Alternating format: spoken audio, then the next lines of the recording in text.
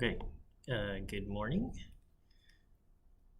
What I want to cover right now before we get into our lecture is I want to talk about the data that exists for our Kaggle competition.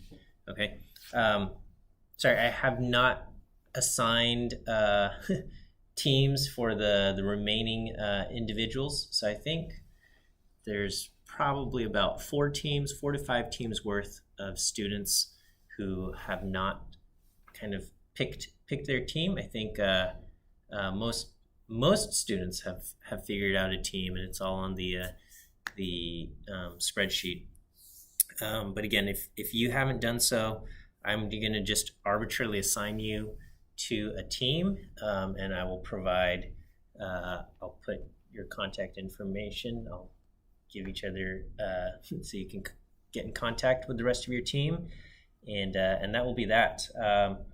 If you're in a team and then you reach out to your teammates and no one responds or something, then let me know. I can also reach out to any of these students, but the hope is you will be able to get established and get working.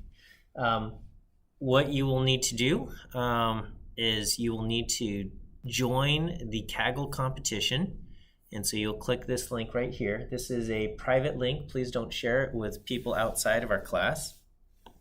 And this will take you to the class competition. You will need to join. You will need to create an account with Kaggle.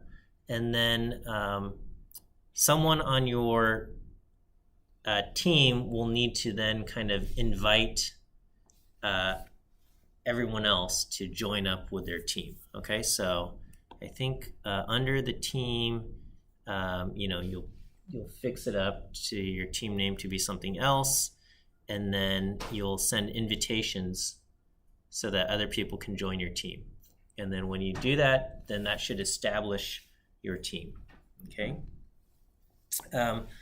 I want to talk about the data. Okay, and so on the Kaggle website, you'll click the data tab right here, and then you should be able to download all of your data files. Okay, so you can just click download all. That should download it right here. Okay, and then you can unzip it here. I have this on my computer already, but I'll just demonstrate right here. Okay, so we'll extract this all here. Okay, so here, I'll close this. And I suggest that you just start by kind of exploring and taking a look at it. One of these files is really big. Amazon orders details train. That one is really big. It might not load entirely in like Excel if you open it. Let me see what happens.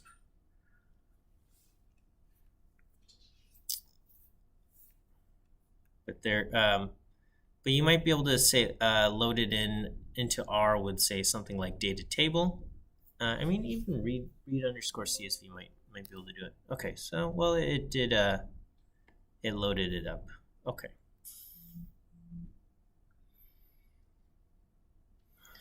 It's a big file, so it's kind of clogging up the pipes here.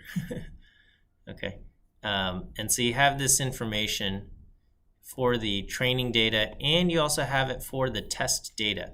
Now, this is here as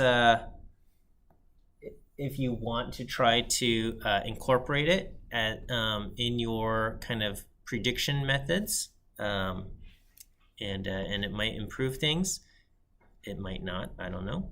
Okay, but the main files that you'll be working with are these two files, train and test, right here. Okay, but there is additional information in these other files that could enhance your ability to make predictions. Okay, so what you will see, okay, is just in the training file, you have around 3,000 rows, 2,943 rows.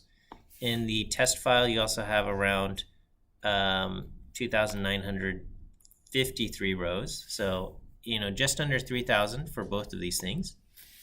And what this is this is data collected from a survey of, I guess, Amazon customers. So this was an optional, I guess a survey was done. They asked people, are you willing to share your Amazon order data with us for us to do some kind of analysis? And so they found about 5,000 customers approximately, and they collected data from, say, January 2018 to December 2022. Okay, and they downloaded all kinds of information, and that's all in the Amazon order details here. Okay, and then you also have customer or information. So let me just kind of open up all of these things. And it had very kind of detailed information, like this customer ordered this item. And then my computer's. So let me just kind of go through all of these different columns and just talk about them regarding how you're going to try to make predictions and whatnot. Okay. So in the Amazon order, you have each row is basically an item that was purchased.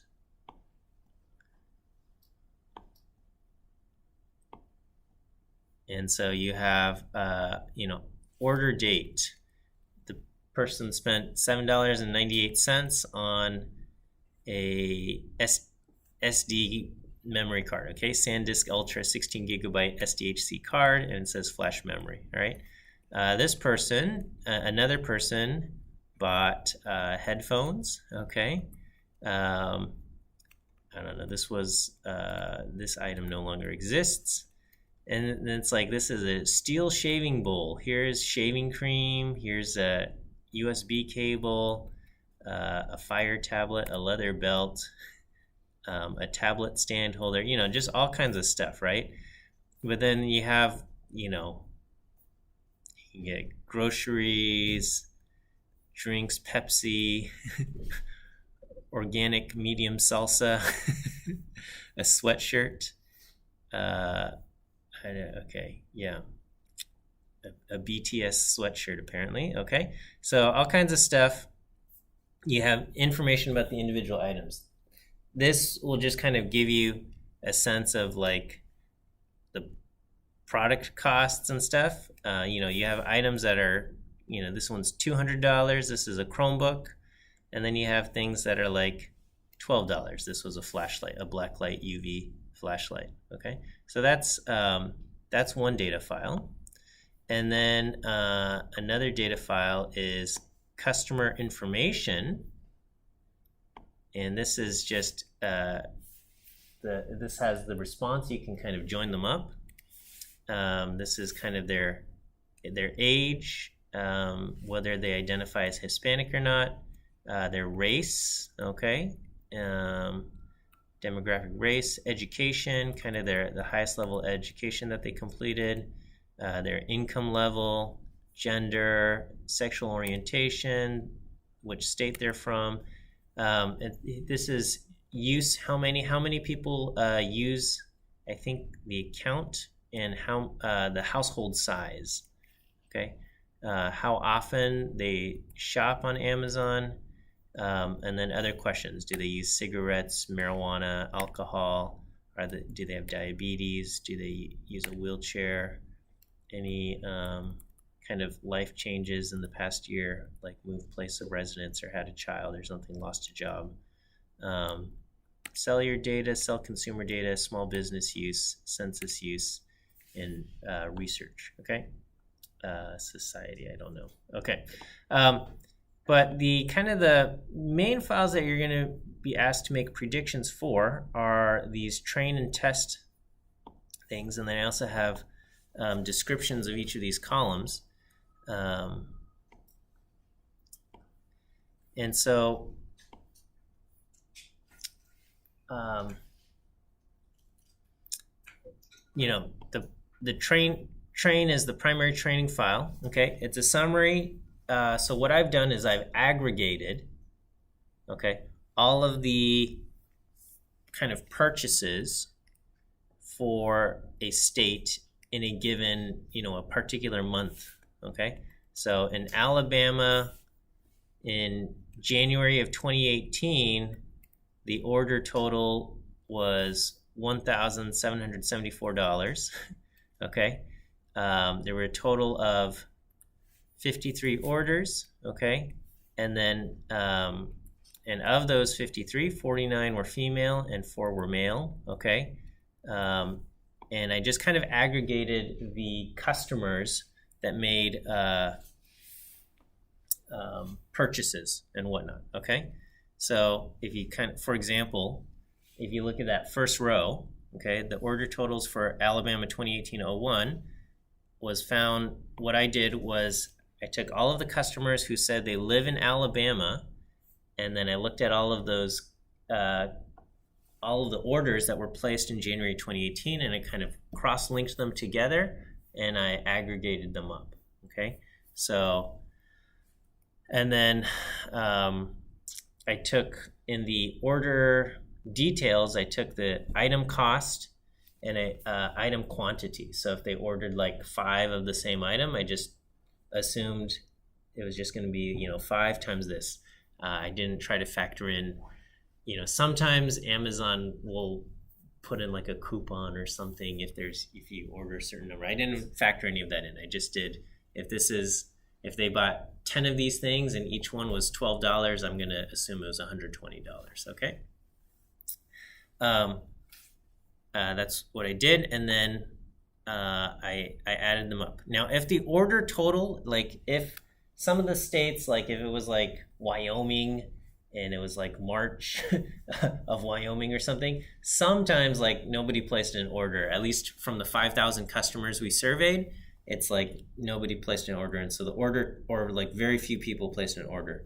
And so like the order total, if the order total was under $100 or something, for like the entire month and the entire state, I just threw those out. Okay, just because having kind of too small of a number is going to kind of throw things off. So anyway, what I've done is I've taken, I calculated the order total, and then I took the log of that. Okay, and so you have these different numbers. Okay, so in January of 2018, Alabama, the order total was 1,774. In February, it was 2,015.